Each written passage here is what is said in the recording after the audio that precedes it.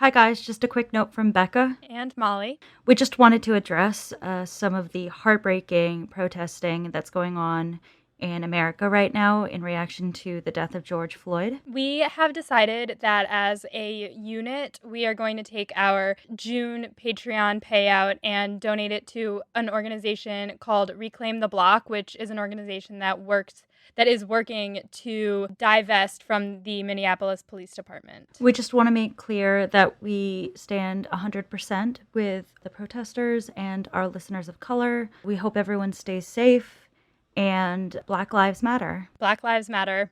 And if you need help figuring out where you want to donate your money, feel free to reach out. We are happy to share where we've been donating and what we've been doing to help. That's all we wanted to say. Here's our episode today. Okay. 3, 2, 2, 1.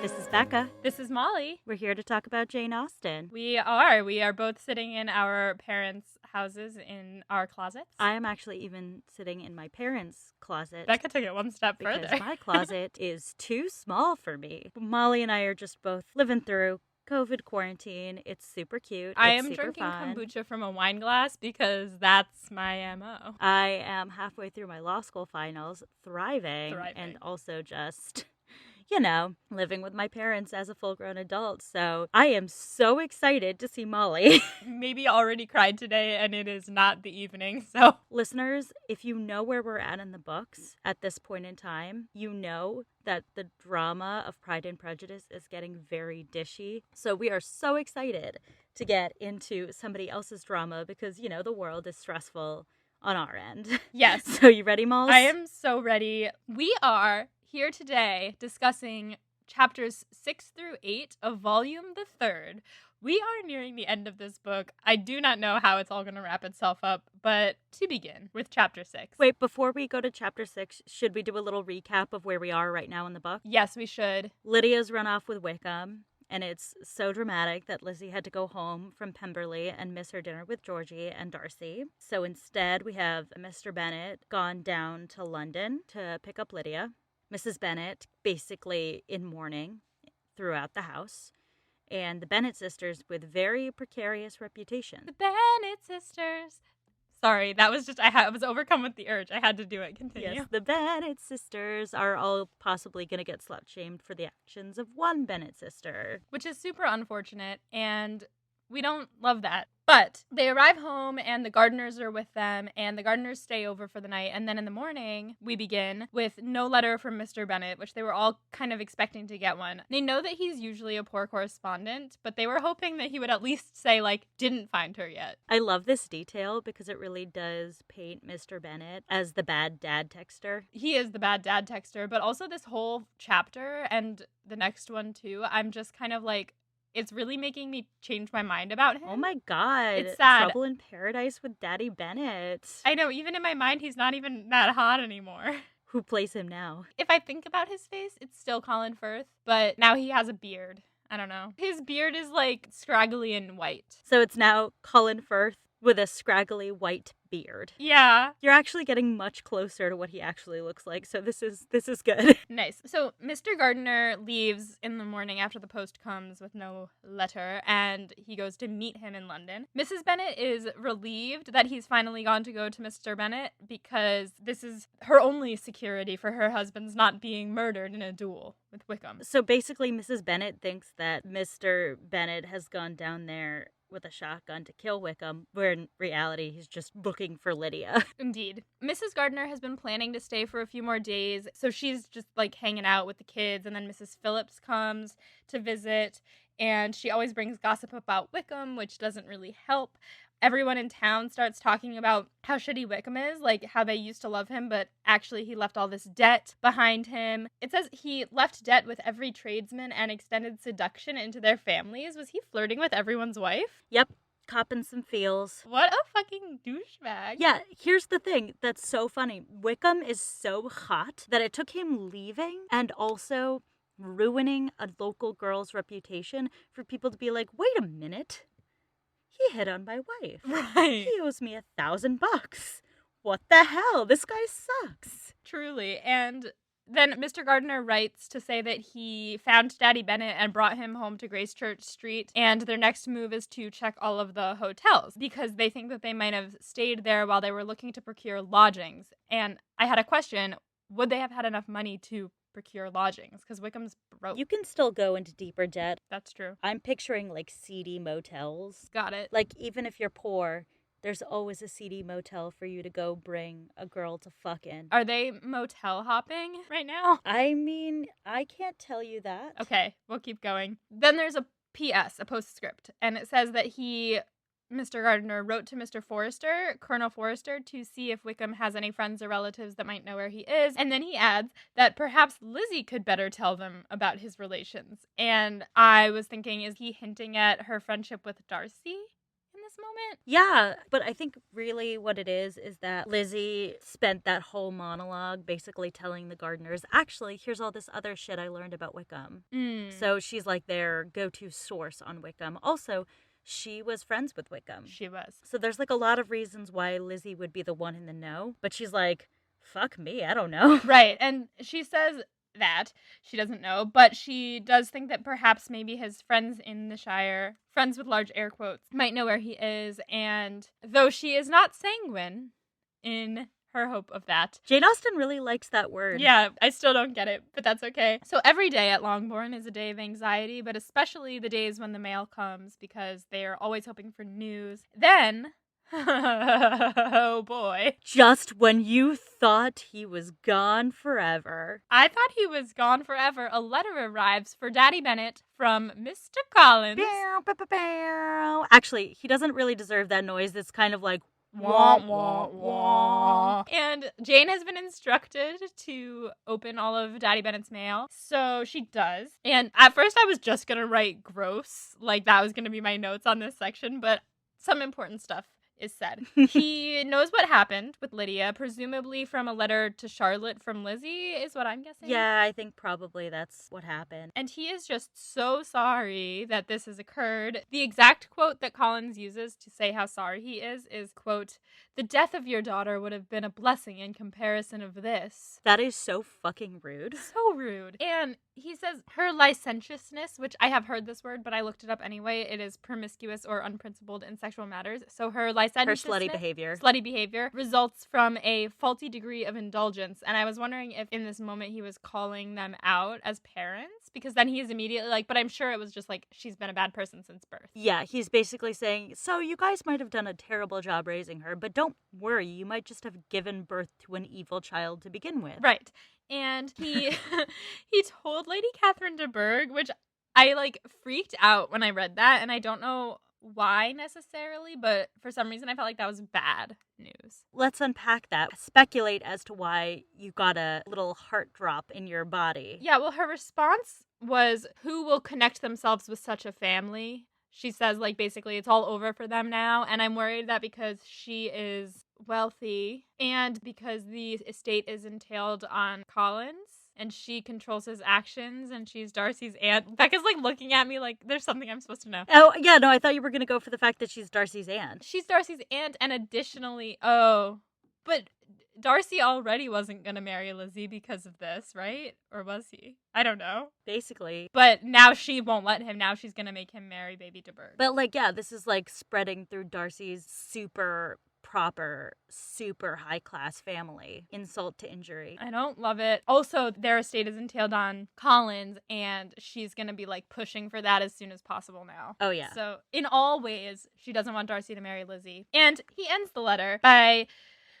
saying that he's very lucky that Lizzy turned him down because otherwise he'd be connected to them too. And this is where you realize that Mr. Collins is basically just like Facebook posting with his new girlfriend to get back at Lizzy. He's just rubbing in her face that she's fucked. Like, haha, bet you wish you chose me. Who's the bad choice now? Ha ha ha. Ha ha ha. Yeah, I hate him. So, that's the end of that letter. Then, it's not the end of that letter. Oh, no, My it's bad. not. He just ends by saying that they should probably disown Lydia now. And that's the end of that letter. It's like, anyway, guys, best of luck to you. You guys are fucked. You'd be better off if Lydia died. You should definitely kick her out of the family. Bye. Yeah.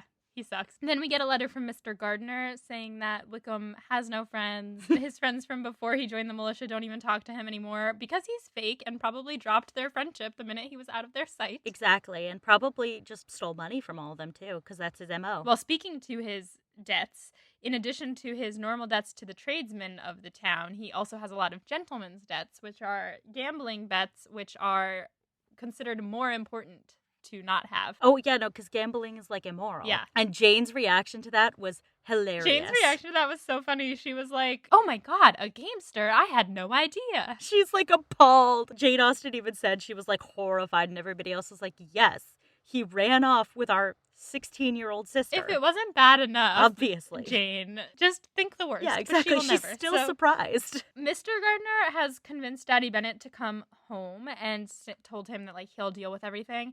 And Mrs. Bennet should be excited about this because that way he won't be killed, but instead her thought is, but who will fight Mr. Wickham? She just doesn't really know what's going on. I love Mrs. Bennet, but sometimes she's a little, like, her priorities are off. Yes. Where it's like, who's gonna beat him up?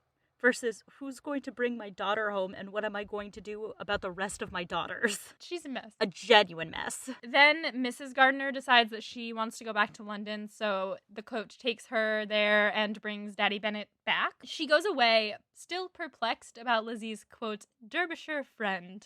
And I liked that phrasing, because it's got a big wink after it. I mean, Mrs. Gardiner is the only one who has her shit together enough to know that Lizzie's, like, crucian right now, and it's a big problem. And she had expected that he would have written them by now, but there was nothing, and Lizzie is sad about this whole thing with Darcy. And it says that she is, by this time, tolerably well acquainted with her own feelings.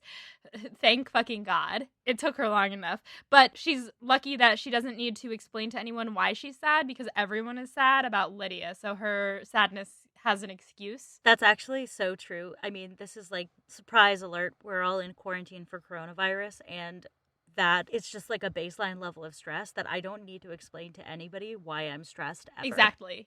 It's great. It feels awesome. Good. Thank God. Then Mr. Bennet comes back, and it's like just all of his negativities have been brought to light to me, which is upsetting. The thing that I think is interesting about that is that the way I read that is all of his negativities are being brought to light to him. To him, too. And I do like that he is self-aware by this time. I loved the line where he says something like, Lizzie, for once in my life, let me just blame myself for what I did wrong. I loved that. So at first I was upset at him because he arrived home. He didn't want to talk about it. Everyone was like nervous to bring it up. And then when they did, he was like, none of you need to suffer for this. Let's not talk about it. This is all my doing. And I was like, oh, I could get behind that. And Lizzie asks if he thinks that Lydia is in London. And he says that he does. And Lizzie's like, oh, well, she always wanted to go there, didn't she? And he said, she is happy then. And let her stay there for quite some time. He tells Lizzie that she was right before. He specifically says he bears her no ill will for being right from their conversation about Lydia being a wild card. And he thinks that her observations on the point show greatness of mind, which was a sweet little moment. And you get to see that he loves her a lot. And then Jane comes in to get tea for Mrs. Bennet. And he calls Mrs. Bennet out.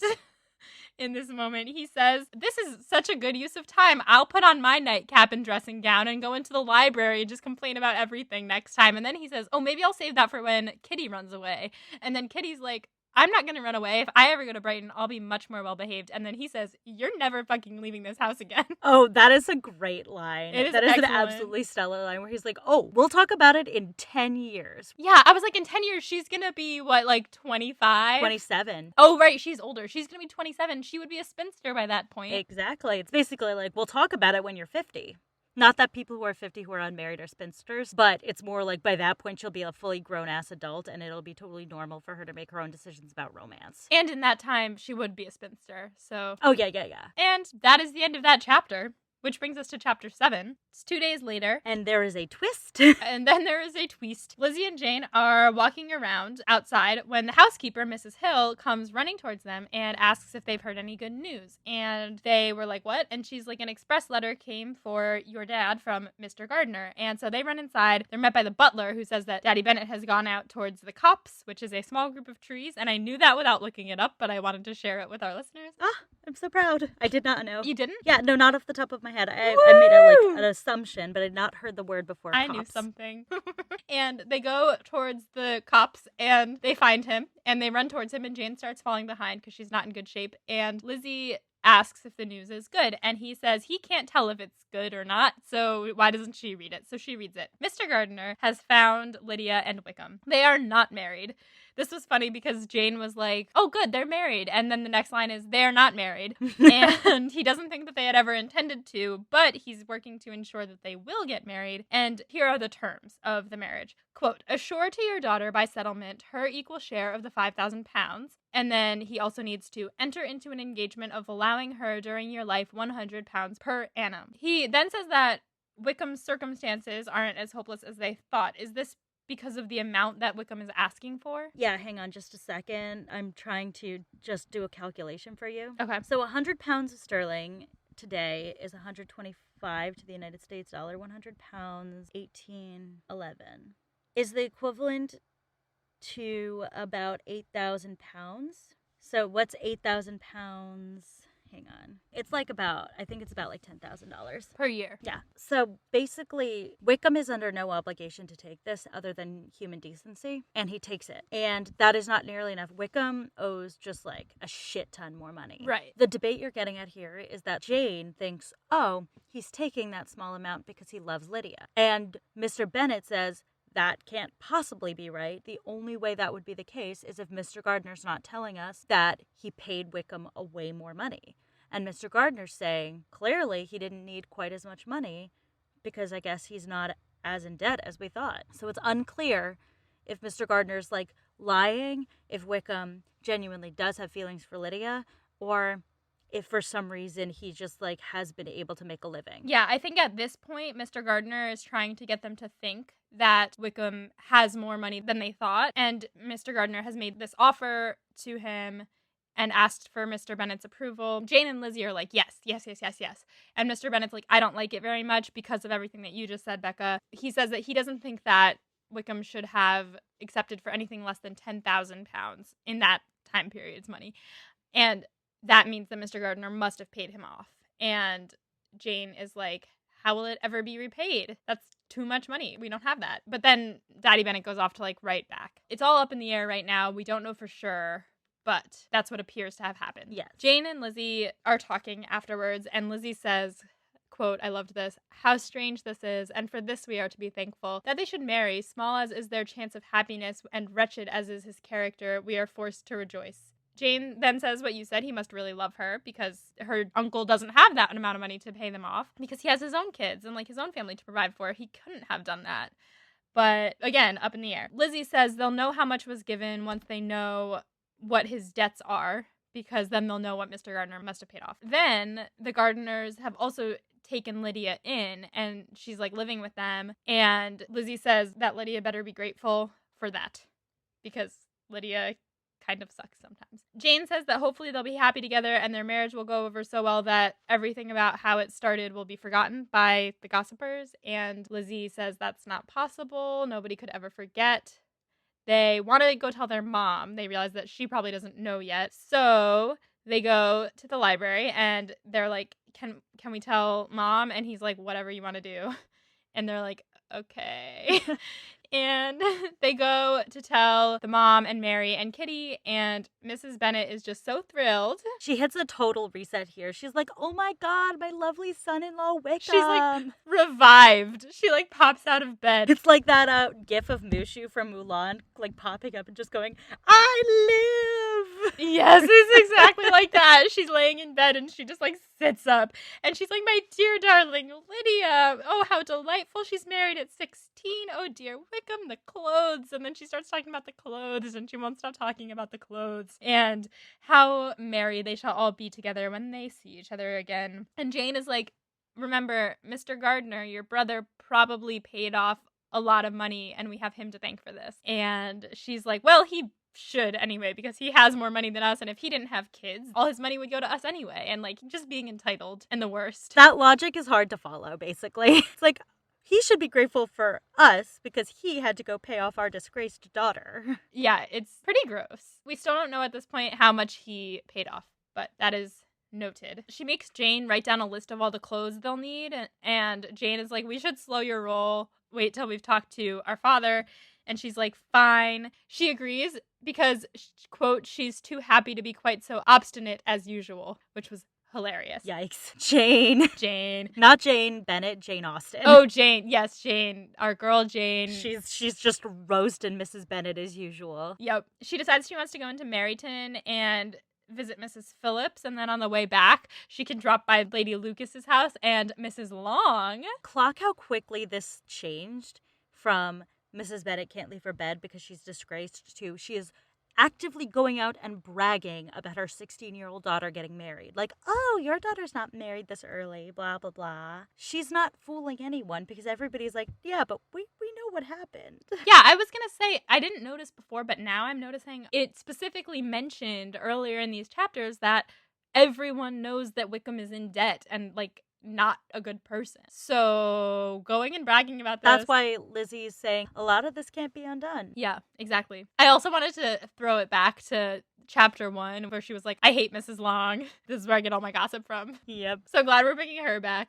And then she tells Mrs. Hill, who is like walking by, and Lizzie goes to her room and she's thinking, at least this is better than Lydia not getting married at all, but it's not great. And that's where we go into chapter 8. So there's a lot of money talk at the beginning of this, and all of it's confusing, as you guys could probably tell, because in the last chapter when money came up, I was like, oh, I also know nothing about how finances work, but from this I glean that the Bennets are not particularly careful with their money. Well, that makes sense, being on who their parents are. Well, I mean the parents themselves. Oh, that being on who they are. Yeah, and that Mr. Bennett isn't a big spender, but he doesn't curtail Mrs. Bennett's spending. But not like they're not like in debt or anything. They just are not like saving up. Right. So they don't have like a flush to give back to Mr. Gardiner. It says at the beginning that he wished that he had saved up some. Okay, I see what you're saying. And basically, he has a limited amount of time to even attempt to pay this back because they don't have a son to entail to. So like, it's not like the debt can persist with this family. Right, and they talked about having a son and how they had always planned on it, but it just never happened after Lydia was born. Well, that's why they have 5 daughters. They kept trying. And the only money that is like set aside is £5,000 to be divided up among Mrs. Bennet and the children. And £5,000 in that time, what you just said would have been like some 100 something. I can try to do the math on it. Well, you said that £100 was equal to like 8,000 in today's poundage. Is that what you said? I know you just did this. Yeah, hang on. In 1811, 500 pounds, 5,000 pounds. It's like 400,000, which is a lot. Between $5, though, and like in this wealthy society, is not very much. Basically, they're each entitled to a couple $1,000 a year. So, like, it is a very small reward. That's why not a lot of guys are scrambling. Right. But for Mr. Bennett, he says that this is, like, not the worst arrangement for him because he's actually only out, like, 10 extra pounds a year based on, like, what he was going to be giving Lydia and now what he's giving the two of them together. It's something like that. Basically, yeah. Basically, he didn't have to up the dowry too much. Got it, yeah. And I'm sure that someone will correct us who knows more about this. Yes, like this is my Austen weak spot, is like I don't do math. So, since Mr. Gardiner is doing all the work in this matter, Mr. Bennett is kind of like considering it settled, and he returns after writing back to Mr. Gardiner to his usual indolence, which means laziness, and his letter was soon dispatched because though dilatory, which is like slow in undertaking business, he is quick in execution. But he kind of sucks. I mean, he's like,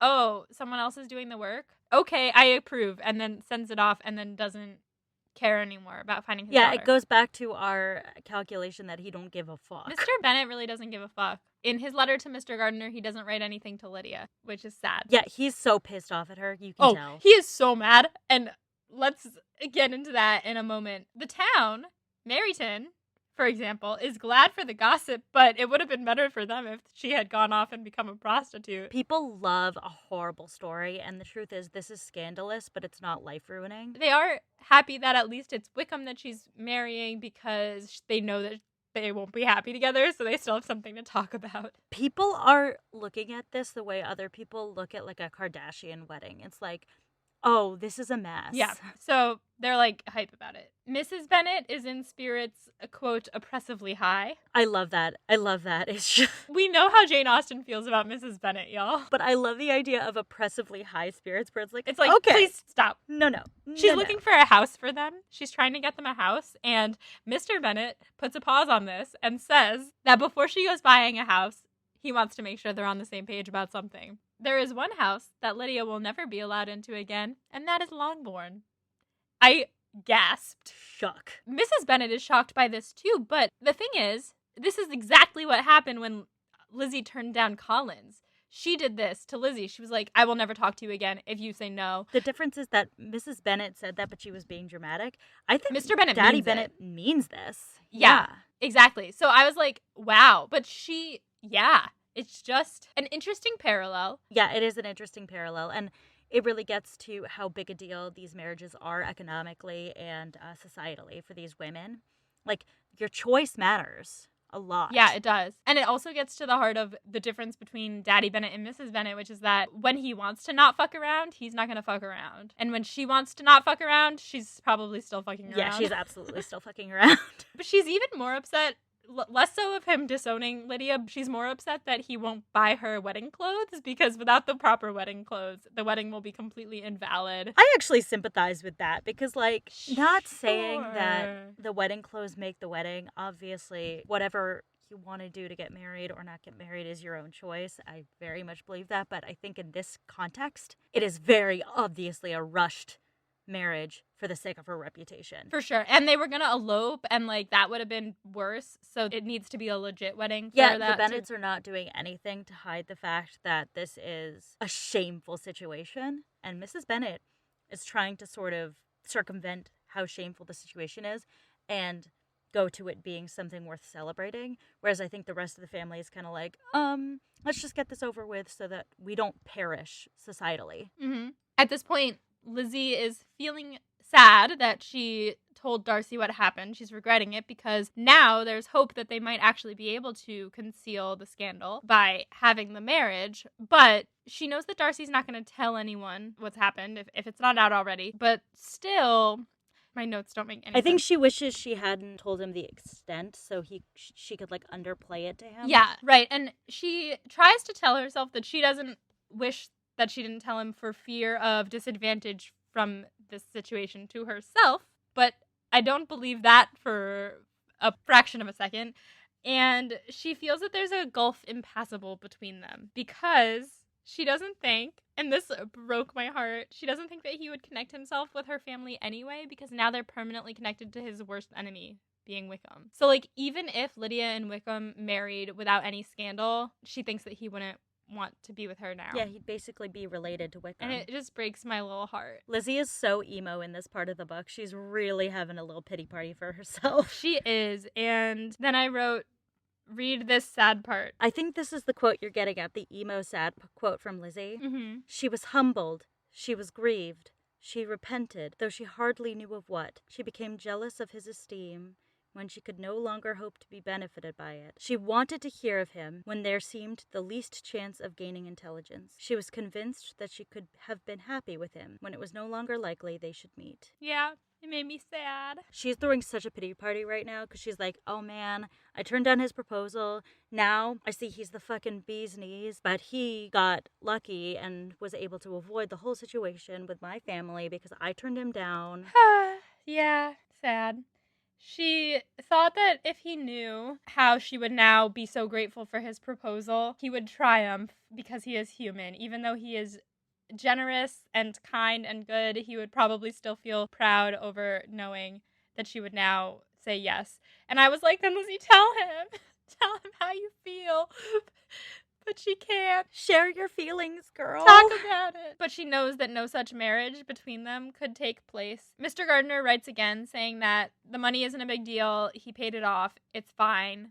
Don't worry about it. He's like, don't mention it, which everyone is kind of like, okay. It's very uncomfortable. It's very uncomfortable. Also, like, has an air of seediness to it. Yeah, I'm a little bit concerned about this money. I don't know how he was able to pay it off, and I hope that Mrs. Gardiner knows, you know? Yeah. Yeah, it's just a little questionable. Then he also mentions that Wickham has quit the militia and is moving into the regulars, which is like the more prestigious military, the regular army. Mm-hmm. And that they're moving up north. So, I don't know if you know this, but North versus South in England, there's even like a book about it. There is like a difference of landscape. There's a difference of culture in this time period. The North is less fashionable. Oh, interesting. It's a bit more like the country bumpkins. Interesting. I mean, people are still like, there's still the higher classes and all this stuff up there, but like fashionable society is by London, and that's South. Gotcha. So, yeah, ooh, that adds a layer to this, because I was like, Mrs. Bennet was upset when she found out that Lydia was moving up north, because she thought she was like, she won't have any friends. All her friends are in the militia, and she had all of these male friends too, which I was like, isn't that something that she's not supposed to do? Did she have male friends? Did she? But Mrs. Bennet's like really upset, and knowing that kind of makes that make a little bit more sense. Because I was like, she's going to be fine. Oh, she's going to be fine, but it's like a significantly less cool place to live. Yeah. And she's hoping to come back to Longbourn to say goodbye. And at first, Daddy Bennet's like, no. But then Lizzy and Jane convince him to let her come back for, I guess, dinner or something. And Mrs. Bennet is really excited to show off her married daughter around town when she comes back to visit. And Lizzy realizes if they're coming back to visit, that means she also has to see Wickham, which is a big cliffhanger to end this episode of Pride and Prejudice on. And that concludes the chapters, which brings us to Becca's study questions. I'm sorry. There's so much to unpack here. So first, let's talk about the search for Lydia. So were you able to sort of map out from her leaving Brighton till her returning to Longbourn a married woman? Are you able to put it all together, sort of in one through line? Lydia's in Brighton, staying with the Foresters. She runs off with Wickham, leaving the Foresters a note saying that she's run off with Wickham to Scotland to get married. Yes. Then, instead of going to Scotland, they go to London and are just banging in a motel. Then that's when Daddy Bennet and Mr. Gardiner go to London. Mr. Gardiner finds them. Now they're going to get married in London quickly, right? And then come back to Longbourn to say goodbye and then go move up north? Yeah, basically. I would characterize it as Lydia leaves Brighton after flirting her up with Wickham. Wickham and Lydia are off to London. Lydia thinks she's going to Scotland to marry him. They go to London. They bang in a motel. Meanwhile, her father and her uncle go searching through London for her. Her father cannot find them and returns home, but her uncle keeps looking and finds them eventually. And then from him finding them to them getting married, there is some transaction Of money that makes Wickham's debts fall away. And then they get married in London and come back to Longbourn, where they will say goodbye to everyone and then move up north to start their lives together as a married couple. Does that make sense? Yes. So this isn't a proposal per se, but we have our first Bennet married off. Well, is she married yet? Yes. Oh, okay. No, she's not married yet. She's getting married. She's about to get married. The next time we see Lydia, she is married. So, Graham, the proposal sound effect? Yeah, thanks, Graham. So, Lydia and Wickham are married. And I want to talk about this because the last time we saw a couple get married was Charlotte and Collins. And Charlotte and Collins was a very pragmatic match. Not a love match, very much an economic match. Help Charlotte get a place in society that's not spinsterhood. This is a fuck in a motel for 2 weeks and then get hitched kind of situation to save Lydia from a life of prostitution. Yep. It sounds so glamorous when you put it that way. It sounds more Dickens than it does Austen. Yeah. But that's the thing, is that Jane Austen did kind of write about these seedy moments. It's just that they're hidden under all the, like, lighter things that happen. When the action happens off stage, it's left up to your imagination. And this action was very much left off stage. Like, just now, when you said we have our first Bennet marriage, and I was like, do we? Yes, we do. Because it was all off stage. We don't know. It does happen all off stage. So I want to talk about what this means for Lydia. first. What does it mean for Lydia to marry Wickham based on what we've talked about? Well, the money that is being offered him as a dowry is not a lot. And we know that he doesn't have a lot of money. We're making the assumption that Mr. Gardiner paid him a lot of money to pay off all of his debts. So it means she's going to be poor. She's absolutely marrying down. She's also, I think, going to be looked down upon because there's no way that the gossip about the whole beginnings didn't get out or won't get out, which is sad. And it means that she might be disowned from her family. Yeah, I think the very beginning of this book is about the desperation to find a very good match. Mm-hmm. You saw how hard everyone was pushing for Jane to marry Bingley, a good match. And then you see in this situation, Lydia's made sort of the worst pick of any possible match. Made the worst pick that she could have made.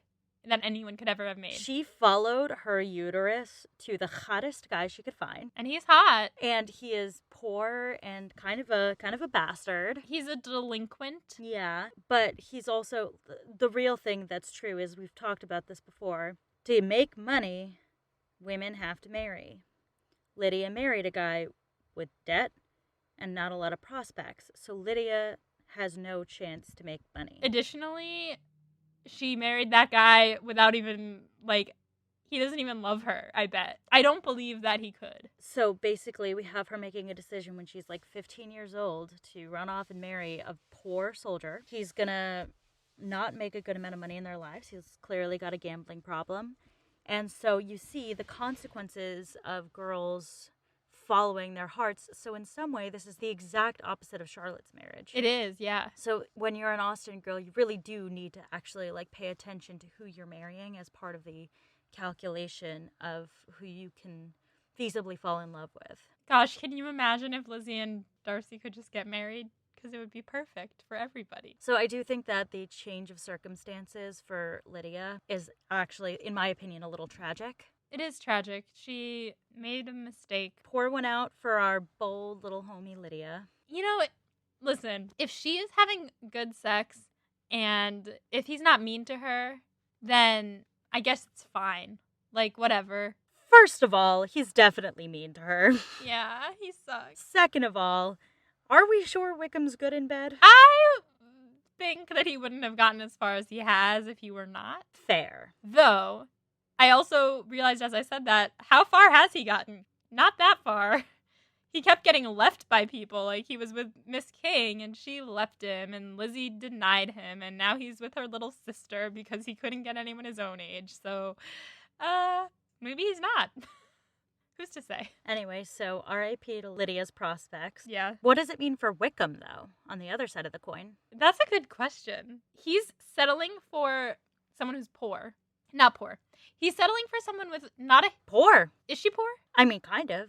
The dowry is not much to speak of. She's a gentleman's daughter, but... Yeah, she's not offering him a lot of money, and the fact that he accepted it, either he's doesn't have his own interests at heart, or he's kind of dumb.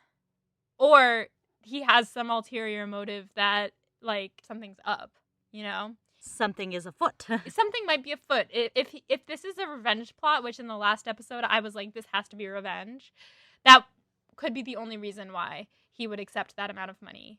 Because it's not enough to live on in the way that they're both used to living, or that at least Lydia's used to living. Or that Wickham wants to live. Also, I am confused because I thought that Lydia loves nice things. She does. And, she's dumb. Spending money. So why did she do this? She followed her uterus after the hottest guy she found. Right, but now that there's all this talk of money, is it really going that far over her head? Yes. Wow, what a girl. Lydia, a dumb girl. She dumb. She needs Kitty to guide her. That's why there's so much condemnation on the Bennet parents for not educating her properly about what she should be doing. Yes, and there was also the thing about school. Not a woman who's gonna want to live a modest lifestyle, but she will straight up have to. Yep. Also, she's gonna remember, leave him. Yeah, that Wickham... What? I said she's gonna leave him. This isn't gonna last very long, and then she's gonna go even more into squalor because she's gonna be a divorced girl. Well, I was also just gonna say, marrying Lydia for Wickham means that he can't transcend his post in society. Because his only way of moving up would have been to marry up? Yeah, remember when we talked about how, like, men marry for money even if it's not as, like, allowable? Mm-hmm. He was trying so hard to scrounge up a rich wife, and he ended up with Lydia Bennet. So they kind of both fucked each other over. I remember we had this conversation back when I was still Team Wickham, which, by the way, this could be Team Wickham as well. Yep, I feel like it does fit them, weirdly.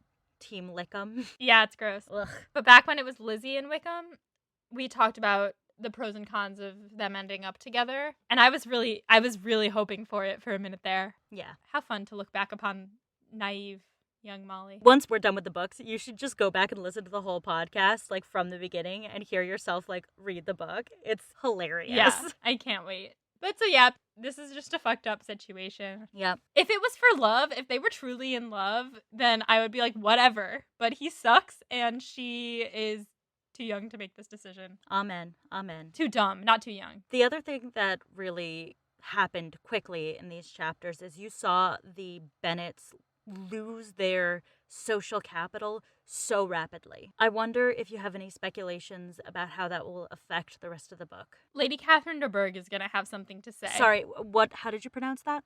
I'm sorry, Lady Catherine de Bourgh. Catherine de Bourgh. It's been a long time since she's shown up. Ooh. Yeah, I forgot about her, I guess. And when she showed up, I was like, she's not supposed to know what's happened because, like, she's got some social clout. Also, what you said about Darcy, this is going to affect everything. I mean, poor Lizzy. She's going to have something to say. She's going to spread the fucking rumor. They were already not doing great because they weren't, like, the wealthiest, but now it's like, pfft, you know? I think that's all accurate. I also think that there are 4 unmarried daughters. Also, can we talk about how the youngest daughter was the first to get married? Yes. And let me tell you that, let me not tell you, actually.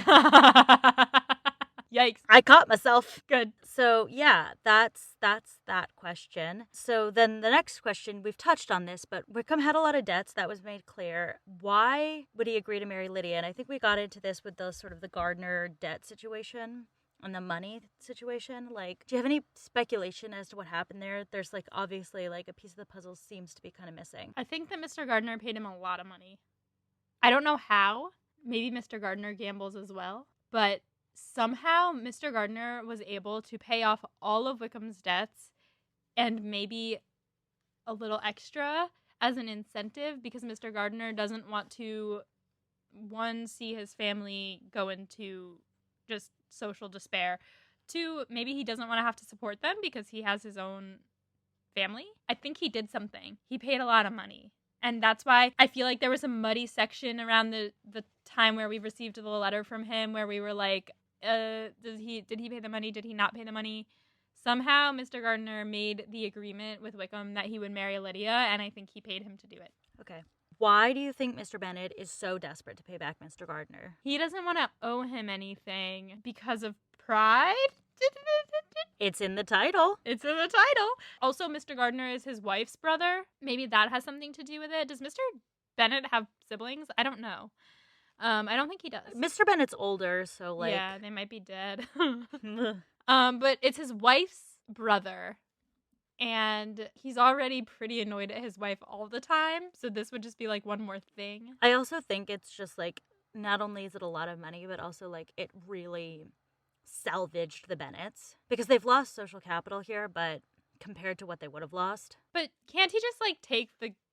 I mean, it's great. Pay him back. But the way that it doesn't feel like he's like, I want to pay him back because I really appreciate what he did. It feels like I want to pay him back because I don't want anyone to know what he did. No, I think it's a combo. I genuinely do think Mr. Bennet is extraordinarily grateful. Are they bros? I don't think there's any bad blood between Mr. Gardiner and Mr. Bennet. Okay, good.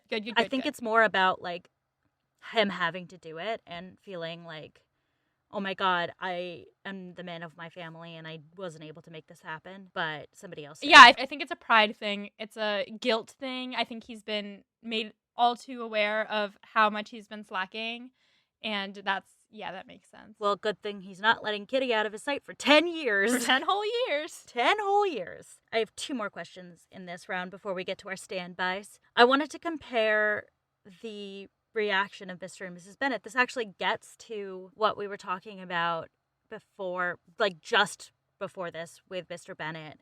How do you think this experience will change them, each as parents? How will this change them? Well, I think how it will change Mr. Bennet is very clear because it started to happen. He's going to start being like, I'm bringing my foot down. I'm the dad. Blah, blah, blah, blah.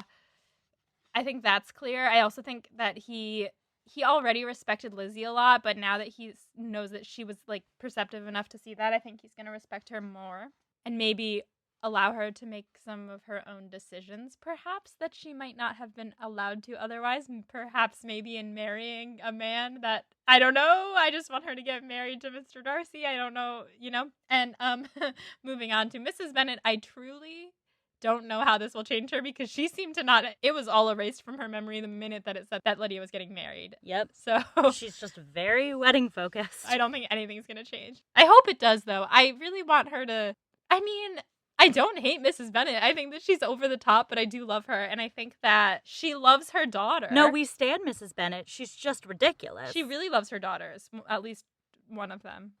Just Lydia. No, she loves also Jane for being hot. No, she loves her daughters. She does. And this is like really exciting for her because she's finally marrying off a daughter. And this was her goal. So happy for her. I don't think anything's going to change in her parenting style. Yep. And finally, Lizzie's big emo moment. How do you think this is going to affect anything growing in the lasagna with Darcy? I just raised my arm and rested it on my door frame because I needed to like do a pose because we want what we can't have. Oh, absolutely. Absolutely. And that is what I will say on that point. She wanted him before, and now she knows she can't marry him, and she wants him 50 times more. And she's going to get some Regency era ice cream, play some Regency era Adele, try to like work through these feelings. They had ice cream in this time period, right? I'm sure they did, but it wasn't like a Ben & Jerry's pint. No, it was like in a dish. Funniest quote? This is when Mr. Bennet talks about giving his daughter Kitty 10 years of house arrest. You go to Brighton? I would not trust you so near it as Eastbourne for 50 pounds. No, Kitty, I have at last learnt to be cautious, and you will feel the effects of it. No officer is ever to enter my house again, nor even to pass through the village. Balls will be absolutely prohibited, unless you stand up with one of your sisters, and you are never to stir out of doors till you can prove that you have spent 10 minutes of every day in a rational manner. And then Kitty starts to cry, and he says, Well, do not make yourself unhappy. If you are a good girl for the next 10 years, I will take you to a review at the end of them. Oh boy, poor Kitty. Really suffering for her sister's mistakes. Really. Questions moving forward? Well, will Lydia and Wickham stay together and actually move up north, and will that happen? I'm curious about their, like, quote-unquote wedding without the wedding clothes and without the venue and without being paid for. That'll probably put them into some sort of negative light by the community. So that's a question I have. Like, how will they be received at Longbourn? Will Darcy come back? Will Bingley come back? Who wins the chapters? Oh, wow. Lizzy didn't do much these chapters. Jane didn't do much these chapters. These were mostly chapters of letters from Mr. Gardiner and Collins. I want to say that Mr. Gardiner wins because he found them. Yeah, I think he did a pretty good job. I think we could give it to him. Yeah, he got Lydia married, which was the most important thing, though I'm not about conforming to the laws of society, but I know that they need to, so that is good that he did that. Yeah, I think we could give it to Mr. Gardiner this time. He's like the uncle that you want in that situation. He's the cool uncle. Yeah, he is. All right, okay, listeners, that concludes this episode of Pod and Prejudice. Until next time, stay proper. And find a spouse. Not Wickham, though. Yeah, find yourself anyone but Wickham. Anyone but Wickham.